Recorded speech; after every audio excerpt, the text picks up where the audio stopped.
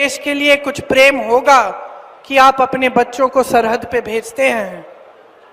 एक भावना होगी देशभक्ति की, नौटंकी की नहीं जो आपके सामने ये लोग दिखाते हैं, नौटंकी की नहीं, असली देशभक्ति की भावना। मैं ज्यादा इन चीजों के बारे में बात नहीं करती, लेकिन मैं आपको बता सकती हूं कि 19 साल की उम्र में जब मैं अपने शहीद पिताजी के टुकड़े घर लाई तो मैं नाराज थी इस देश से, मैं नाराज थी। मेरे दिल में यह भावना थी, मैंने अपने पिता को भेजा, तुम्हारा काम था सुरक्षित रखना, मैंने अपने पिता को हिफाजत से तुम्हारे पास भेजा और तुमने ये टुकड़े लौटा दिए मुझे, और वो टुकड़े इस झंडे में लपेटे हुए थे, देश के झंडे में। मैं नाराज थी। मैं समझती हूं शहादत की का क्या मतलब है। जैसे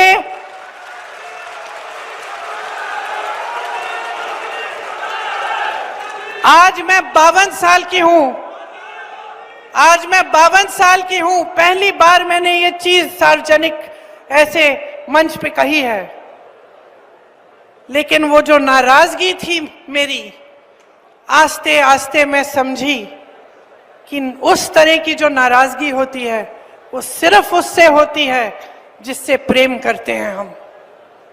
मेरे देश के लिए मेरे दिल में कितना प्रेम है, मैं कैसे समझाऊं। जब मोदी जी मंच पे खड़े होकर मेरे पिता को देशद्रोही बोलते हैं, जब मोदी जी कहते हैं कि मेरे पिताजी ने कोई कानून बदल दिया अपनी मां से विरासत लेने के लिए, तो मेरे दिल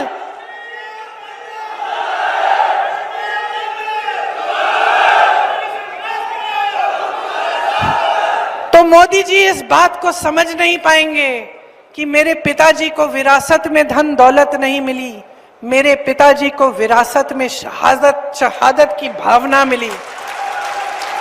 आप समझ सकते हैं, आप समझ सकते हैं। इस देश के किसान हो, इस देश की मिट्टी आपने सींची है अपने पसीने से, अपने अपने बेटे भेजे हैं सरहद पे। जब आपके बेटे शहीद होते हैं इस देश के लिए, तो मैं जानती हूं कि आपके दिल में क्या भावना है, क्योंकि वही भावना मेरे दिल में है। जो पुलवामा के शहीद हैं, जब वो हुआ, पुलवामा का हुआ, उनमें से कुछ परिवार यूपी के थे। उस समय मैं यूपी में थी, मैं गई उनके घर, और ज्यादातर परिवारों में पता है क्या बताया उन्होंने मुझे? जो बच्चे बचे थे उन्होंने कहा दीदी हमको भी सेना में भर्ती होना है।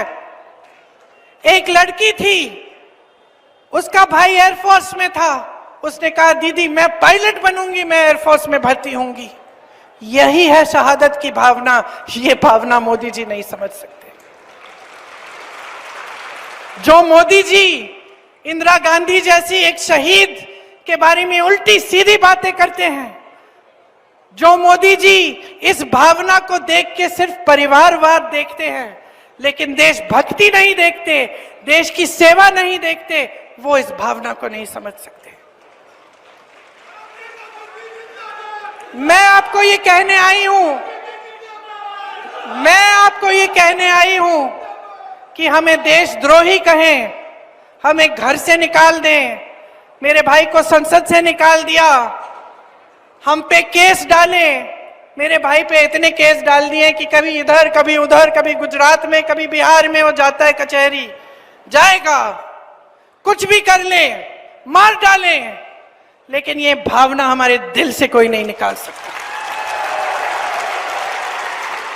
और क्योंकि हमारे दिल में ये भावना है, इसीलिए आज आपके सामने खड़े होकर मैं आपसे एक आग्रह करने आई हूं। मैं आपसे वोट मांगने नहीं आई हूं, मैं आपसे आग्रह करने आई हूं कि देश की जनता हो, देश की जनता हो, सर्वोपरि हो, जागरूक हो जाओ। जो टीवी पे दिख रहा है, जो रोज रोज सिखाया जा रहा है, जो रोज रोज दिखाया जा रहा है, जो प्रचार किया जा रहा है, जो बड़ी बड़ी होर्डिंग्स लग रही हैं, वो सच्चाई नहीं है।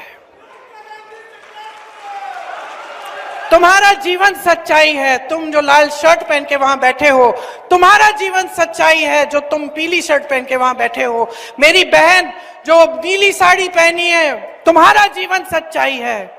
सच्चाई वो है जो तुम जी रहे हो। सच्चाई महंगाई है, सच्चाई बेरोजगारी है, सच्चाई एक सरकार है जिसके हित में इस देश का गरीब नहीं रहा। इस सच्चाई को पहचानो। ये देश किस दिशा में जा रहा है। इस देश के नेता कितने निकम्मे बन गए हैं कि जब आपके सामने आते हैं 10 सालों के राज के बाद आपको एक चीज नहीं गिनाते जो इन्होंने आपके लिए की। आपको सिर्फ धर्म की बात बताते हैं, वो बात जिससे आपके जज्बात उभरे, जिससे आपको लगे कि मेरे धर्म पे कुछ आंच आने वाली है, जिससे आपको लगे कि कोई मेरे धर्म के साथ खिलवाड़ कर रहा है। क्यों करते हैं? क्योंकि उसके जरिए आपका वोट लेते हैं और सत्ता में रहते हैं। पहचानिए इनको, इनकी सच्चाई को पहचानिए। हम सब धार्मिक हैं। इस देश में कोई ऐसा नहीं है जो धार्मिक नहीं है। इंदिरा जी ने मुझे सिखाया पूजा करना। पूजा का कमरा था उनके कमरे के पास, रोज सुबह बैठती थी। इंदिरा जी ने सिखाया। राजीव जी के साथ में मंदिर जाती थी। मेरी माँ जो यहाँ आई विदेश से, यहाँ की परंपराएं सीखी, उन्होंने मुझे सिखाया धर्म क्या होता है, हिंदू धर्म क्या है। हिंदू धर्म सत्य है। ये देश, इस देश का आधार सत्य में